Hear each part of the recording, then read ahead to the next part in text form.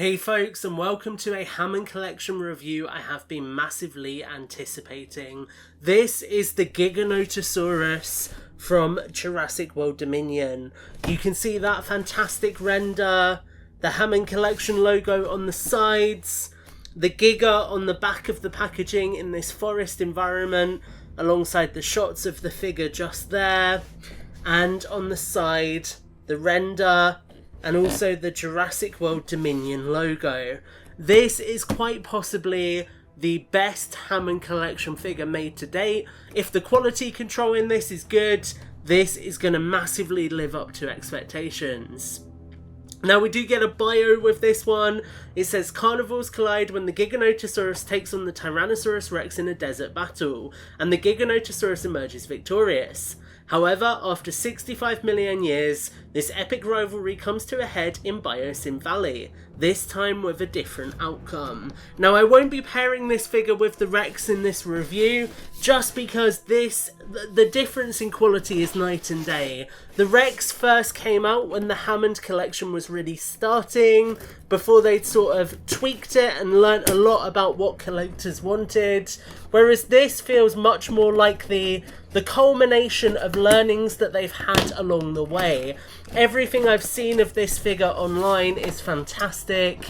It looks really, really good in the box, and I honestly, when I think about figures I've been waiting for, this has been out for a couple of months now, but mine has been obviously living with my buddy Tim in America.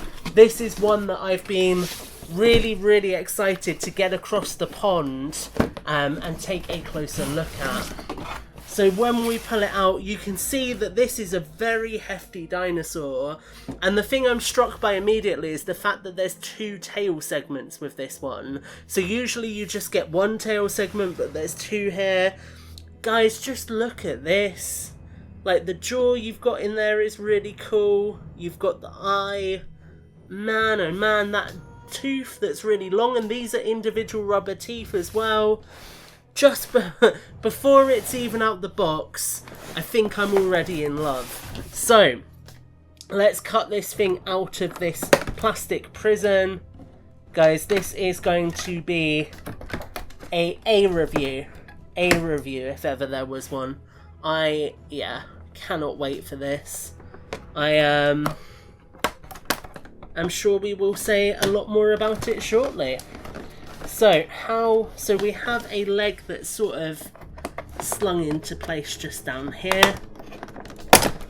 It's impressive how creative the box design is to get figures that are this size sort of in a specific packaging size, because obviously they'll have certain requirements for shelf space. But this, guys, is absolutely huge.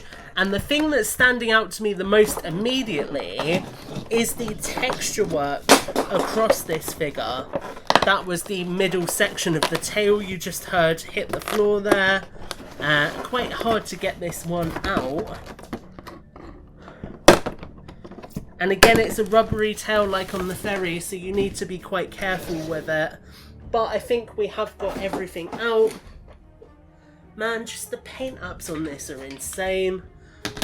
There's again, like with the Ferrocinosaurus, more paint apps than I expected, and I expected a lot of paint apps. Let's get that. Wow. Wow. Guys, I know a lot of you are probably already owners of this figure, but just having this in the studio, that is insane. Like, that just feels like it's been made by a completely different company. Wow. Okay, so what do we want to do? How do these... So this is slightly angled. That looks quite good like that. Should we bring this forward all the way? Yeah, we'll do that. And then bring that forward. And there we go. Get these arms articulated a bit more, just to kind of get it into a pose where we can look at it. And let's bring that tail around a bit. Guys, look at this, man. This is insane. Like, this figure is just incredible. Like, honestly, if we take a look at the head first. So I need to do something with these legs. This is always the challenge with a figure of this size, right? It's figuring out how to get the legs in the optimum position. Clearly I have not done that yet. But if we bring this head in and just take a closer look at that, look at the amount of detail, these individual teeth here, just this head that looks absolutely insane. You've got the scars, you've got the glass eye that actually looks really good on this one, the extrusions coming down the head into the neck, all of this articulation packed in here as well. You can see you can go up, you can go down. Again, the mouth opens nicely and it locks into place, which is really cool. Oh my god. And then as we come down the body of the figure, I'm just gonna adjust those legs to get them in a better position. There we go. You can see just so much detail. Like, the texture in the skin is phenomenal. You've got the underskin showing just here. You've got this patterning that's sort of got browns and blacks, and then elements of rust in places, or rustic style coloration just here, for example. It looks phenomenal. This looks so good. And then you look at the texture work in the tail and the way that that wraps around. Again, you know, you've got those rusty colours just here as well. I don't know if the light is doing that justice, but there you go. That is just insane. And then obviously you have the underbelly paint on this figure as well. There's so much packed into it. You've got the texture there on the neck. Man, this thing is insane. Now, it is so much bigger than the T-Rex. Like, the additional tail section just makes it so much bigger. I mean, you can see that sat in my studio there. That is huge. If I bring in a human for comparison, there's Owen. Owen is dwarfed. So we need a new T-Rex that is in scale with this thing, firstly. And then I don't know what else we need, but we need more dinosaurs like this. We need a Spinosaurus like this. We need other figures like this. I can't get over the amount of detail. Does the tongue lift out on its own? It does. It's actually got an articulation joint as well. Wow. That is insane. So you can see that there. You could articulate that tongue out if you wanted to. Now, the big thing with these is always finding their centre of gravity, and I don't think I've done that quite perfectly yet. But you can see as I twist it around, there's just so much detail packed in, like all along here where you've got little bits of skin, little bits of texture. This is insane. I know I've said it before, but it really doesn't feel like a Mattel figure, and I don't mean that as an insult. I just mean this is kind of what I imagined Hammond Collection would be like when it was first announced. You know, sort of a completely different ball game to your usual Jurassic World products, and this really does feel like that.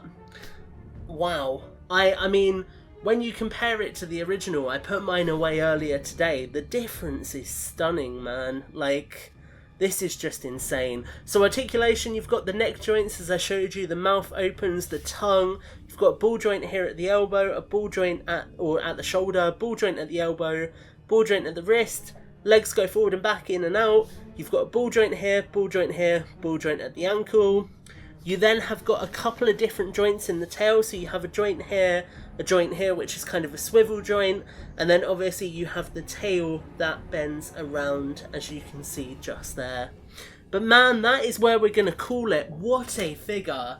This Giganotosaurus is insane. I mean, it's huge, so much bigger than the last one, and it is the most detailed Hammond Collection figure to date, there's no doubt. This is phenomenal, man.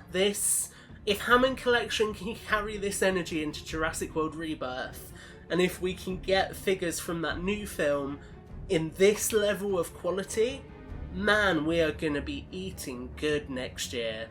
Like, I don't have the words, guys. This is insane. I hope you've enjoyed a closer look at the Giga. I'm sorry it's taken me a while to do all of these reviews. I know these aren't exactly new products, but to keep it cost effective for me, I tend to import a lot of stuff from Tim in one go, so that's just kind of how it is at the moment, unfortunately.